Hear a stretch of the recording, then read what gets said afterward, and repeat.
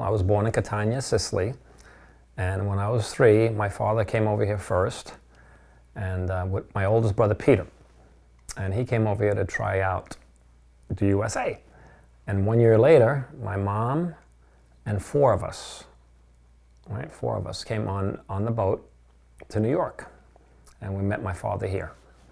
And then we opened up our own pizza place. And the first place we had was in Brooklyn. I graduated from college.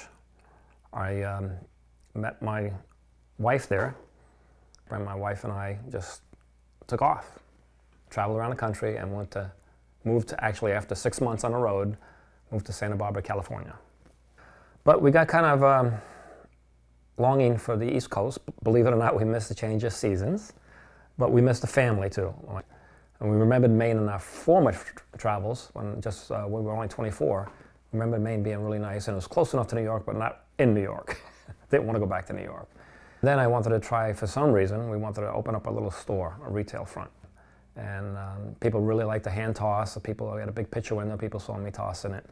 And we put out a real good product, and my crust was, that was the whole key. At the pizza place, though, what really helped my business, first I bought pesto, and then I said, why can't I make this myself? So I started practicing, I came up with a recipe, and people really liked it, because I had a pizza there with pesto. And I had a white sauce and my own red sauce, I made those also. But the people really liked the pesto, so I started packaging it. And I started selling it at the pizza place, just maybe, 20, 30 a week or something, and I was doing a half a gallon a week. And then I decided to close the shop, finish building a house. I took a year off, and I was running out of money, so I went back to baking. I baked bread, but I also sold pesto. It's funny, when I started doing the pesto at the pizza place, like I said, I did such a small amount. It was not a big deal. I just used a Cuisinart, and I'd do a small batch at a time. But when I started going bigger time, I started doing 20 gallons, now 25, 30 gallons a week.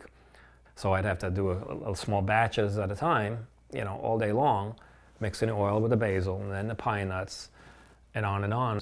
And the whole ingredients with this is real simple. It's good ingredients, fresh basil, and then I buy my pine nuts in volume. I buy 100 pounds at a time.